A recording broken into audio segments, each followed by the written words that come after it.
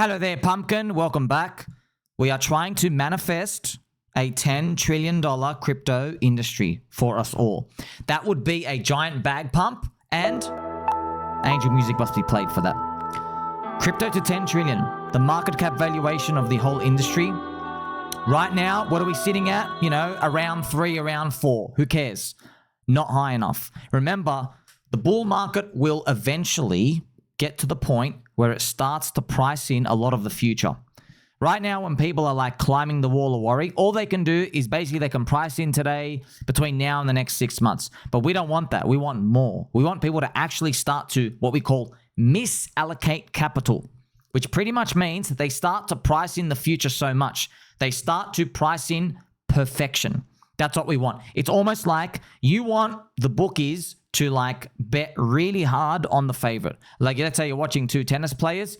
You would love the bookies to always give one guy $1.01 and the other dude $50 to win. Wouldn't you love that?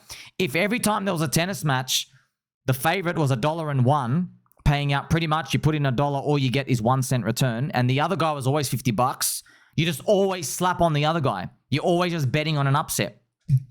But obviously bookies don't do that, right? They don't give you 50 to 1. They might give you like 2 to 1, 3 to 1. You see what I mean? But that's what we want to do. Waiting. That's what we call fat pitches in the cryptocurrency land. So I have the total crypto industry here. I have 10 trillion valuation. It is the highest Fibonacci target.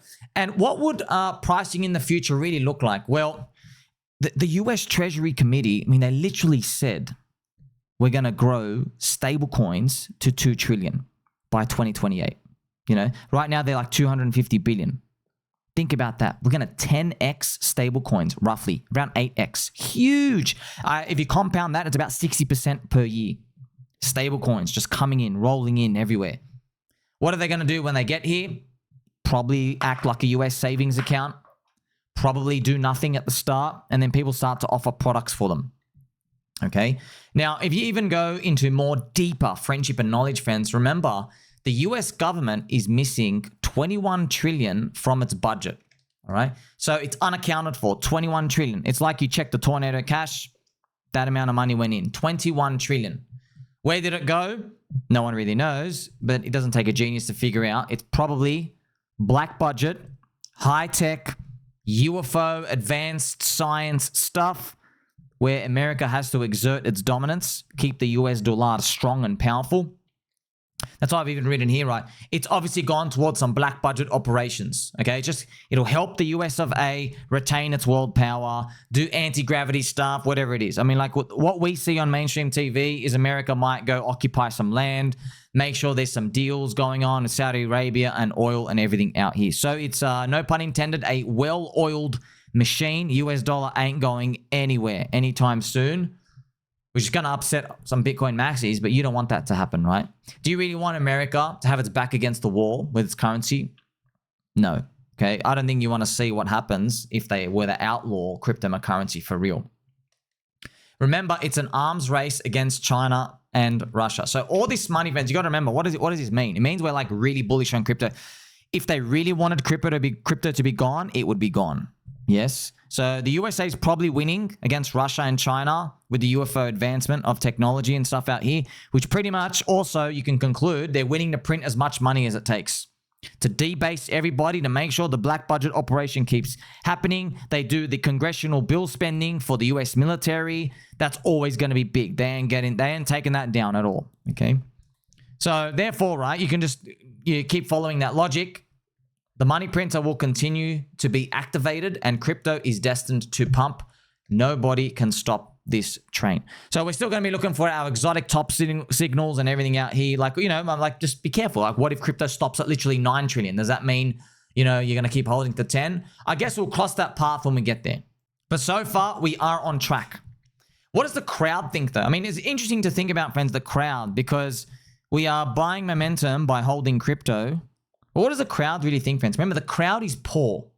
You see, the crowd is poor and they're terrible at making decisions which positively impact their future. We know that. The statistics say that. The trading results say that. Everything says that. The S&P 500 even crushes the hedge fund crowd. the institutional crowd. They still can't outperform it. 99% still get destroyed. Over any 5 to 10 year period, S&P 500, they can't outperform it. Very interesting, isn't it? So what are we doing in here? Well, obviously, think about what we're doing in crypto, right? You are delaying gratification. You don't get your dopamine hit. If you wanted a dopamine hit, you get government bonds. If you want a bit more risk dopamine hit, you get S&P 500 or NASDAQ. If you want a bit more dopamine hit than that, you're in Bitcoin. Yes? If you want no dopamine hit, you're in altcoins because you're looking for the big one. Many people say that'll never come. Okay, well, we'll see what happens. Okay? If you are going to be peer pressured by people who are taking a price quote on their portfolio every week, every month, you're never going to make it. You can't do that. Imagine what would happen if Lionel Messi, he took a pause every 5 minutes on the pitch and he just went and spoke to people in the crowd. Hey, how do you think we're going right now? And he could hear the crowd going, you're going to lose. You're down 1-0. It's over. You have to think of yourself like that. Manifest it. You should be weary of following the crowd for just about all aspects of life. You got to be careful though, okay? You can't just fade everything and anything. You can't do that. You got to think about the crowd though in the context of crypto. What's everybody doing? Oh, I want Bitcoin leverage. Oh, I want MicroStrategy. Oh, Michael Saylor said Bitcoin's going to $13 million. That's what the crowd's actually doing. They're hunting for stuff like that. So you know you'd be careful. You have to be careful with that, right? Crypto markets are punishing if you follow the crowd. I mean, like this is obviously no secret. You know this firsthand now. Now you have to remember, okay, throughout the bull market, climbing the wall of worry as hopefully crypto grows to 10 trillion, you know, even Raoul Pal's target's 100 trillion by the end of the decade. How are we going to do that? That'll be like not diminishing the gains. But you think about it, not really, because if crypto grows to 10 trillion and then 100 trillion, it could be that we just start minting the treasury bills and real world assets and we just put them into crypto. It doesn't mean they get deployed. You see? So we could add trillions of dollars of the US treasuries and they can just sit theoretically on a blockchain and then we can add it to coin market cap. But those treasury bills will never interact with Bitcoin. They'll never interact with, you know, our favorite sexy altcoins. But it'll add the whole crypto industry bigger, right? So that's something to think about. So we understand that, friends, and to do this strategy, to play this game, yeah, it is tough. We've been waiting a very, very long time. Look at the business cycle, what it's done to us, okay?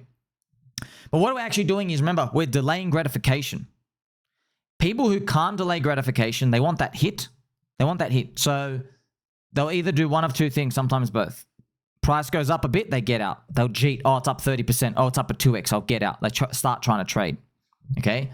Or they just go outright into leverage trading. So if you are falling victim into one of these two, and yeah, you are a victim because you are going to get crushed because only top 1% win. And I know I've seen, man, I randomly sometimes I open up like some of these like leverage trader tutorial dudes on YouTube, and I'm like, bro, please tell me you're not trading. Like everybody's just like so anxious. They don't have a strategy. Their charts suck. They don't have a nice like, you know, long-term bias system that they can follow. It's tough. So, but that's it. Look, that's what happens, right? If you don't want to delay gratification, you fall into that trap. Be careful of leverage trading. 90% lose, 10% win. Okay, so all the studies and the tests show you're going to get crushed. Okay. Did you know 90% of individuals who trade leverage markets end up broke or at best break even? Furthermore, the lifespan of most traders who trade highly leveraged markets is measured in weeks and months, not years. This is why there is so much marketing hype with the promise of riches around leverage trading, because the brokers need to continually entice new people to take up the challenge. Very true, okay? Look at the exchanges, right? So, look, you will see PnL screenshots of big, large positions in the bull market. You can't fall off the bull, man, okay? Don't mess this up. You've come this far. Well, that's my attitude. I mean, you can do whatever you want. Right? I really don't care.